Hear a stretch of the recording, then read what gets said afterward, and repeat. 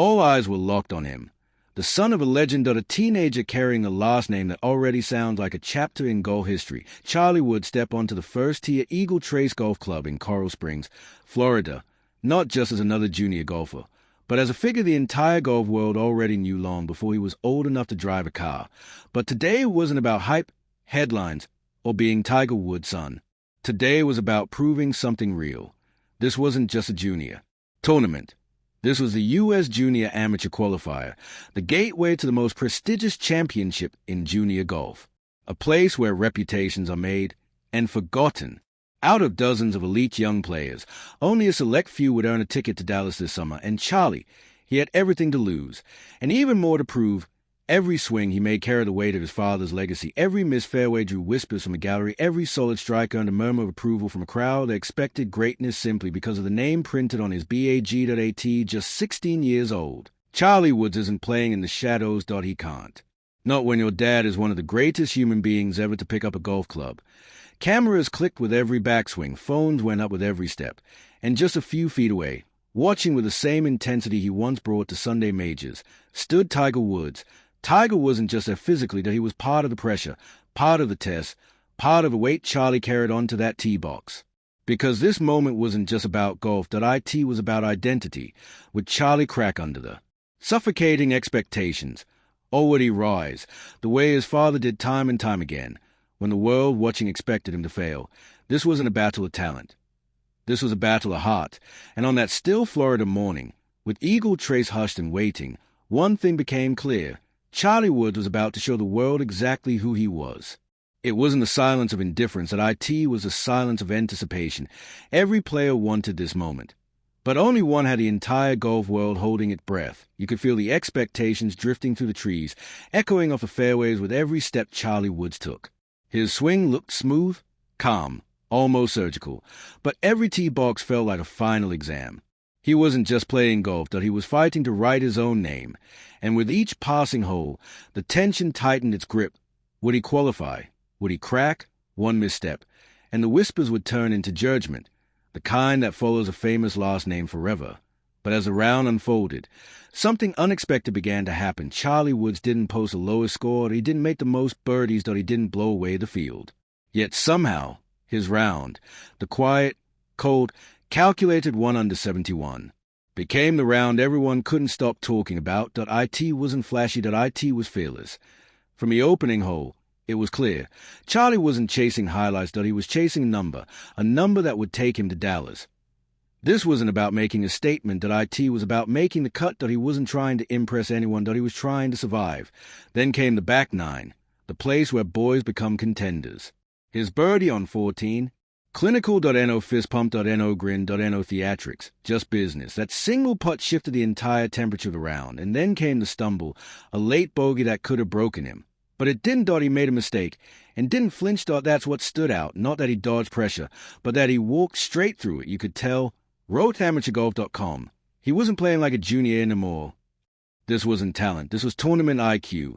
Because last year, at Oakland Hills, Charlie missed a cut badly. The headlines were harsh. The comments were worse. He left with bruises, the kind you don't see on the scorecard. And now here he was, playing smarter, calmer, colder. This wasn't a comeback. This was a lesson applied. He didn't need a miracle. He needed margin. And that 71 gave it to him. Just enough to tie for fifth. Just enough to sneak into a playoff. Golf isn't won with domination. It's won with decisions. And Charlie Woods made every one of them count. But just when it seemed like the dust had settled, the leaderboard disagreed. Charlie Wood wasn't alone at fifth. Two more names, Oscar Crowe and Matthew Moriganiano, also finished at 1 under. Only 5 players with qualifier 3 names, 1 spot. No second chances. This wasn't just another hole. This was a playoff that would decide everything. Months of training. A ticket to Dallas. And possibly the biggest step in Charlie Woods' young career. You could feel the moment before you even saw it. This wasn't pressure. This was legacy tightening around the tee box. Most 16-year-olds freeze in a moment like this. Charlie didn't. As the sun dropped low over Coral Springs, the playoff began. It wasn't loud. It was tense. The kind of tension that makes people whisper instead of cheer. Oscar Crowe stepped up first. A clean swing. Careful. Matthew Moriganiano followed. Solid. Safe. Then came Charlie. His face was calm, almost unreadable. But the swing? Something entirely different. He didn't just hit a shot. He sent a message. The ball left the club face like it had somewhere to be, soaring, tracking, landing exactly where it needed to. No nerves, no theatrics, just ice. The crowd didn't erupt. They stopped. They knew they were watching something rare. A teenager not overwhelmed by the moment, but owning it. And just like that, the playoff was over. Charlie Wood had WON.IN one hole. He claimed the final qualifying spot for the U.S. Junior Amateur Championship. Not luck.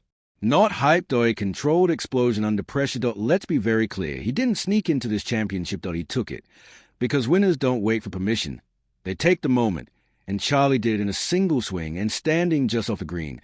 Tiger Woods saw it all. There are moments in sports when the air changes, not because of what's happening on the course, but because of who is watching. And at Eagle Trace that day, Tiger wasn't a spectator. He was a shadow of greatness, watching. His legacy writes its next chapter. When Tiger shows up, it's never casual. No entourage. No interviews.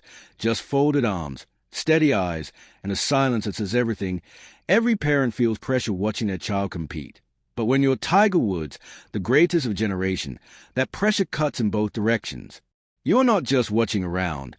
You're watching your own history echo through someone else's swing. Charlie felt it. How could he not? Every shot was a whisper toward a man who reshaped golf forever. This wasn't a father-son exhibition.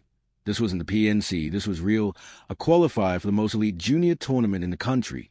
This was Charlie's test, not Tiger's. And still, Tiger stayed in the background. Intentionally. As said before. I'm supporting him in the background. I'm not that loud parent you hear over the rope. But that day, he didn't need words, because when Charlie sank the playoff winning putt, Tiger gave a look, a tiny, almost imperceptible nod. Blink and you'd miss it, but for Charlie, it meant everything.